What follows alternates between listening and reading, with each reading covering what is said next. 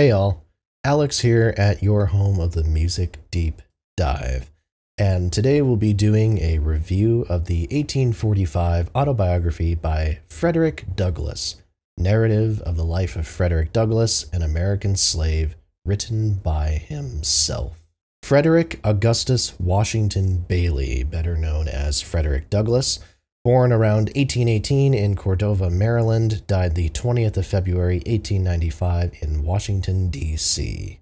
A mixed-race man born into slavery, Douglass taught himself to read at a young age, a piece of knowledge that would help him escape his captors when he was about 20, hitching aboard a train car and riding from Baltimore to New York.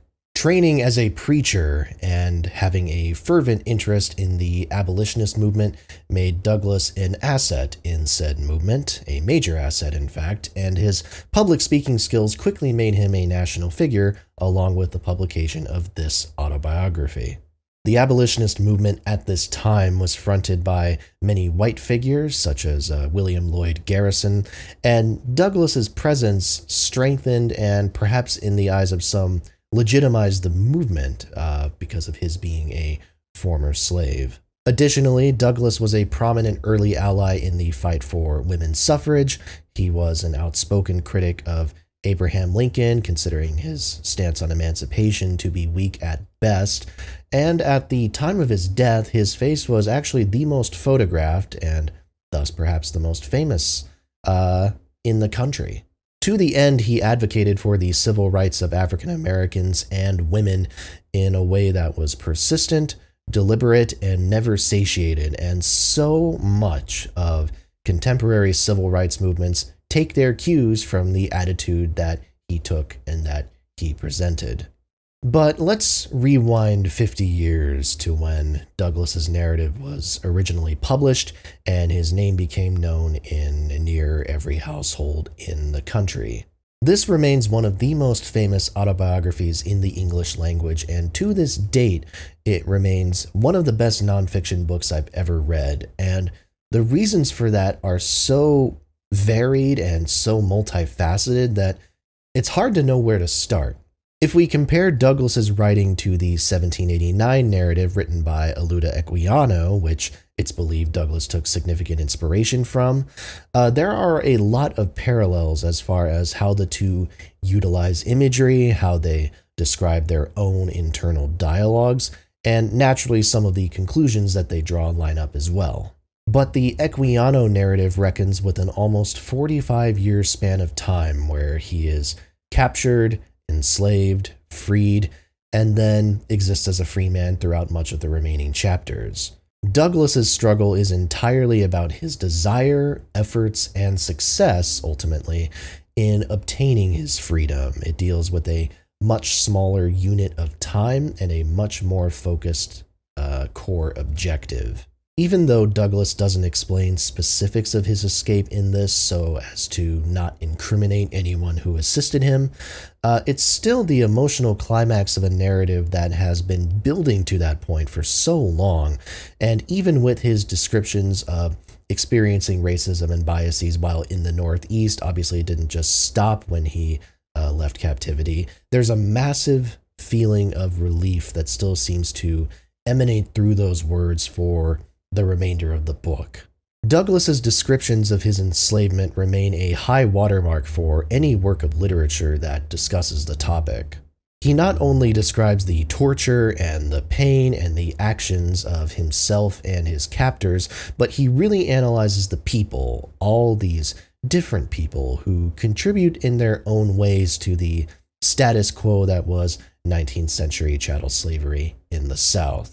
And they are markedly different figures. You have these characters ranging from the truly cruel and evil, like Edward Covey, who Douglass physically beats in probably the book's other emotional climax besides the ending.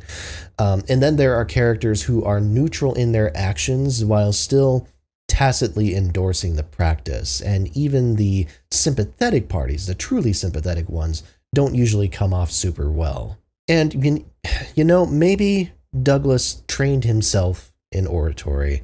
Maybe that wasn't always the most natural gift for him, but when it comes to the reading and perception of other human beings and reflecting on those perceptions, that seems to be a very natural trait for him, and that alone speaks to why the story comes off the pages so vividly and why he was, in turn, so successful as an activist.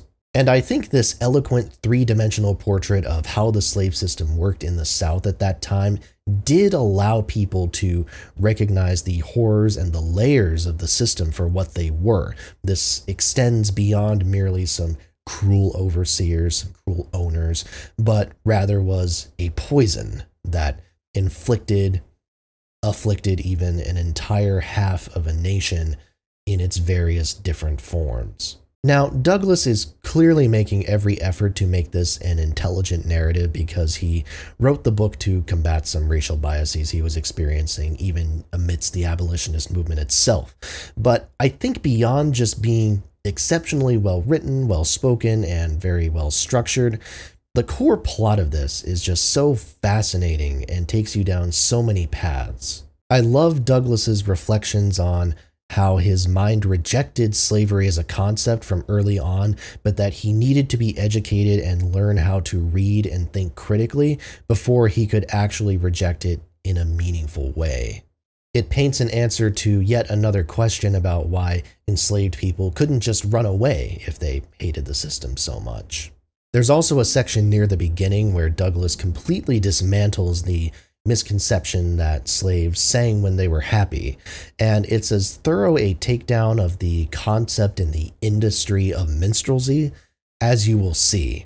And given that this is going to be predominantly a music channel, I thought that this was a very important piece for me to note. Also important is when he transitions to talking about escaping and how his first plan failed before it even began, but he maintains the desire to escape because of those seeds that literacy and education had sown in him.